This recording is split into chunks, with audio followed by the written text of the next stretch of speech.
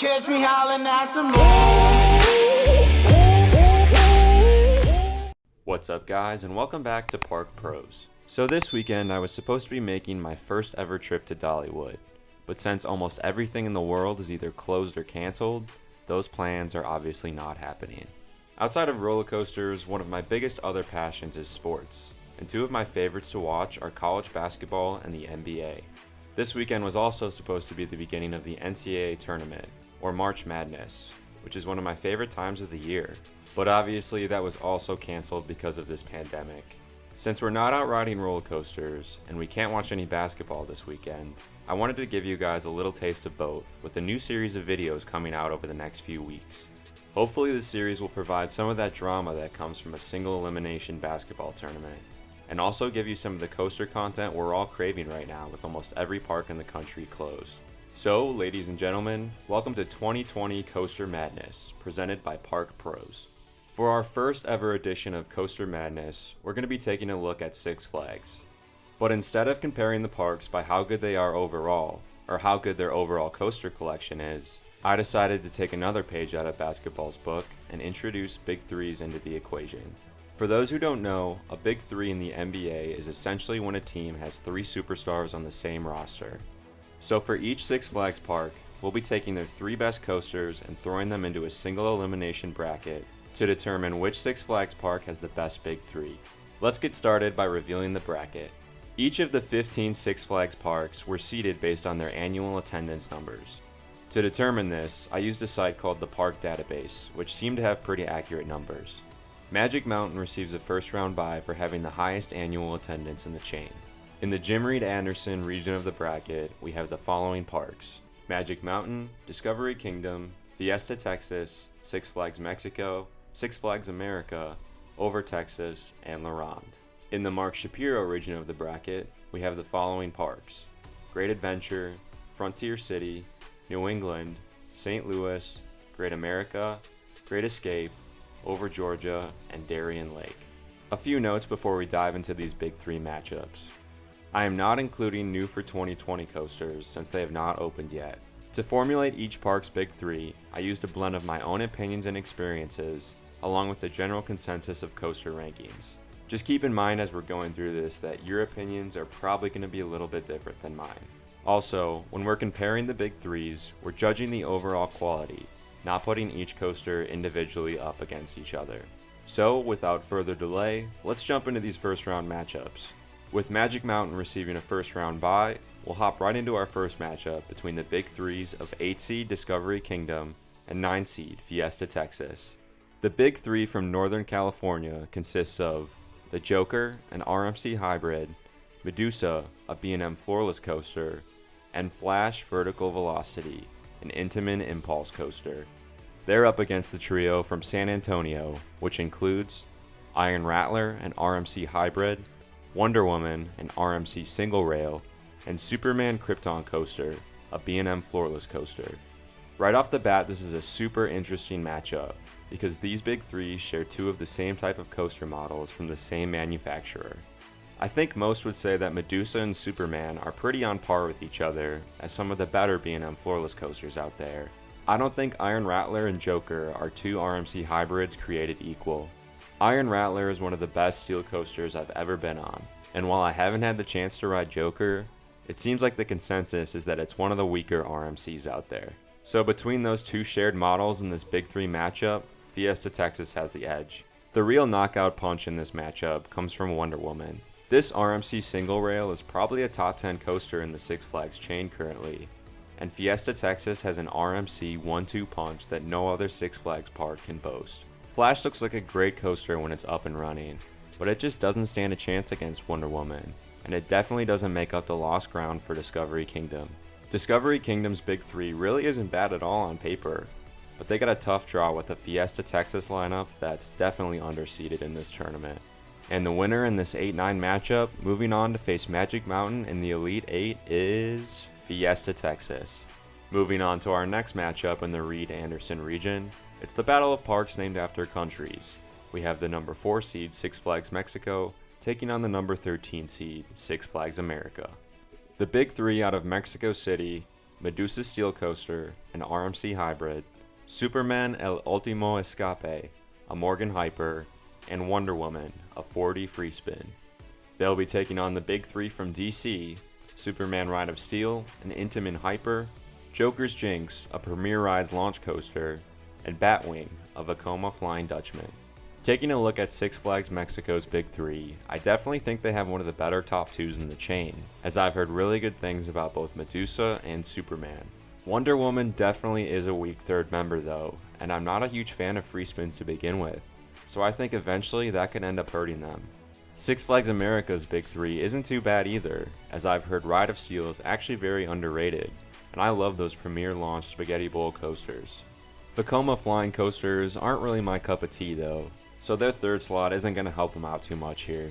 I would say that both of the Superman themed hyper coasters just about cancel themselves out in this matchup, as well as the free spin and the Vekoma flyer, which leaves this matchup between a cloned launch coaster and an elite RMC. It should be pretty obvious to you all. And the winner moving on to the Elite 8 is the 4 seed Six Flags Mexico.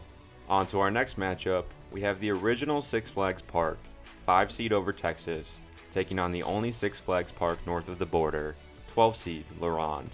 The 5 seed out of Arlington, Texas boasts a big three of Shockwave, a Schwarzkopf Classic Looper, New Texas Giant, the original RMC Hybrid, and Titan, a Giovanola Hyper. They're taking on the big three from Montreal, which includes Goliath, a B&M Hyper, Le Monstre, a PTC Racing Wooden Coaster, and Vampire, a B&M Invert. Taking a look at over Texas's big three, Shockwave is amazing and my favorite coaster at the park. I haven't been on New Texas Giant, as the last time I was at this park was only about 2 weeks after its tragic accident, but it looks really fun. And I actually enjoy those Giovanola Hypers more than most people do. For La Ronde, I've heard Goliath is actually a pretty solid B&M Hyper, but when people talk about this park, that's usually the only positive thing you hear about it. Le Monstre doesn't really look all that good, and Vampire is just a Batman clone, so solid but nothing too spectacular.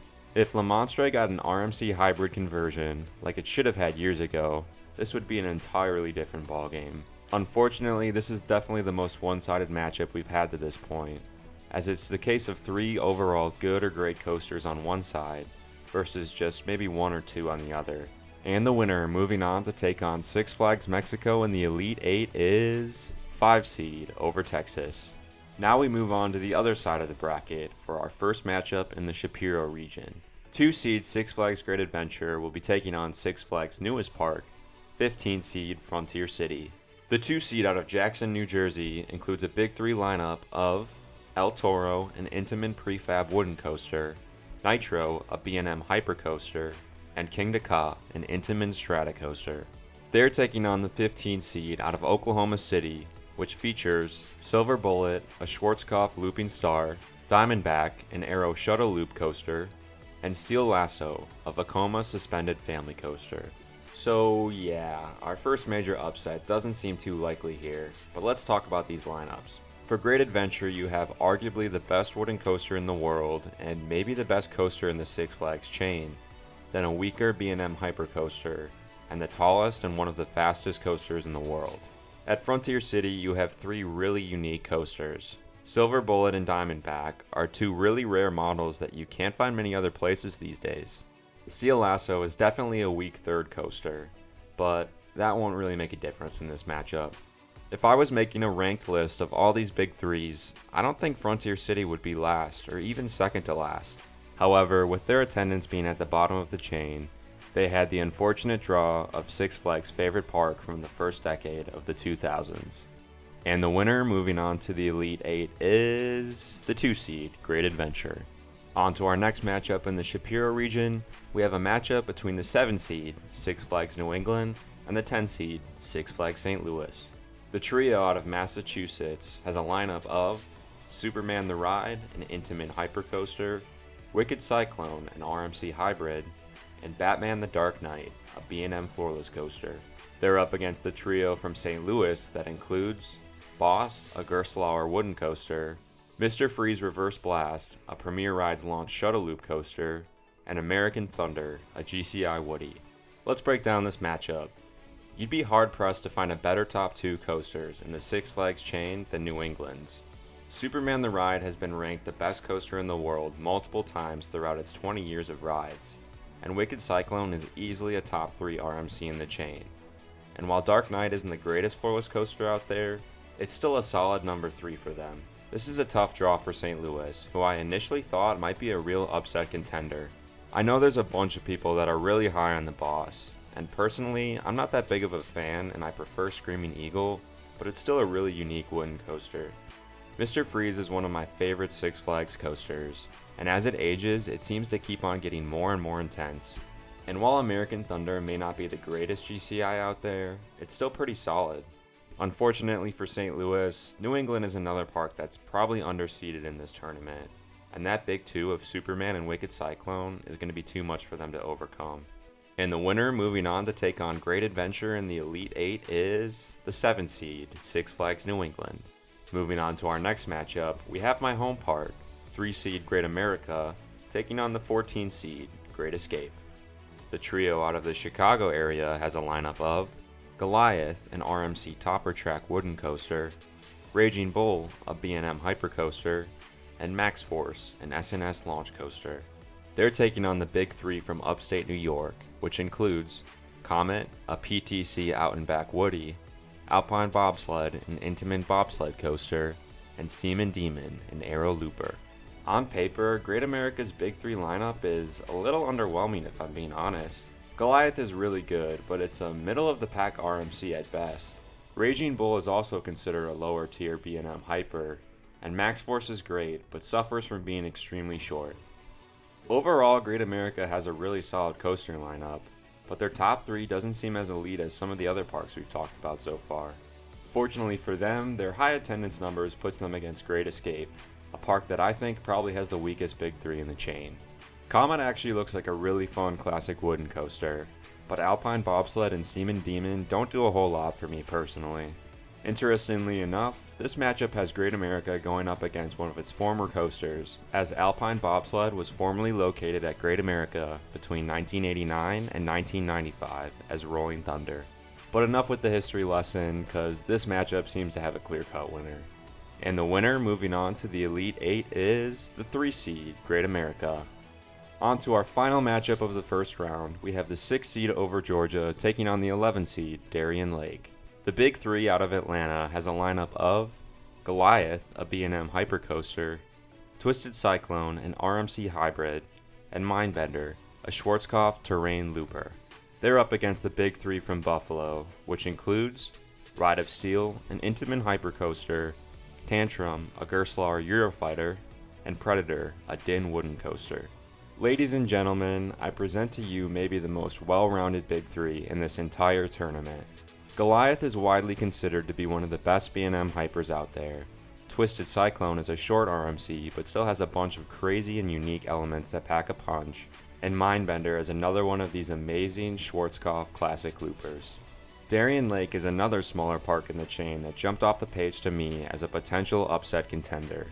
Ride of Steel is another solid Intamin hyper with an incredible setting, Tantrum looks like a really solid Eurofighter with an awesome theme and paint job, and Predator looks like an underrated 90s Woody. Unfortunately for them, Over Georgia's big 3 has no weak spots, and if I'm being honest with you, it looks like they could be a series contender to make a big splash in this tournament. Darien Lake is a park that's high on my list of Six Flags parks to visit this year, but unfortunately, they're not going to be the Cinderellas of this tournament. And the winner of the final first round matchup and the last park to make the Elite 8 is the 6 seed Over Georgia. So there you have it, our Elite 8 is set. Before we close up part 1 of this video, let's take a quick preview at the next matchups coming up in the Elite 8.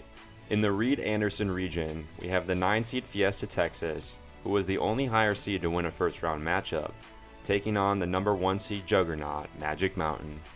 This might be my most anticipated matchup of the entire Elite 8.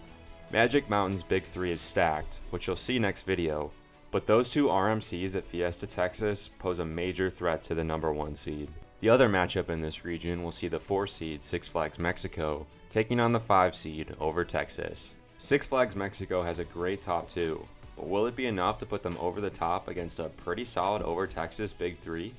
Moving over to the Shapiro region, the 2-seed Great Adventure will be taking on the 7-seed New England. Great Adventure has perhaps the best coaster in this entire tournament, but New England has one of the best 1-2 punches in the chain. This is going to be an amazing matchup. And our final matchup of the Elite 8 has 3-seed Great America taking on 6-seed over Georgia. Let me just say that the Shapiro region is stacked, and these two matchups in this region are going to be absolute bloodbaths. These parks both have RMCs and B&M hypers in their big threes, so that third coaster battle could have a big influence in picking a winner in this one. So there are the matchups for the next video. You guys are not going to want to miss this, as we'll not only be covering the Elite 8 next video, but we'll also be doing the Final Four and crowning a champion. So make sure you're subscribed to Park Pros and hit that notification bell so you don't miss when part 2 comes out. If you enjoyed this type of video, please leave a like down below. And if we get to 100 likes on this video, I'll have a pretty big surprise for you guys coming up in the next few days. As always, thank you guys for checking out the video. Stay safe and healthy out there, and we'll see you all next time.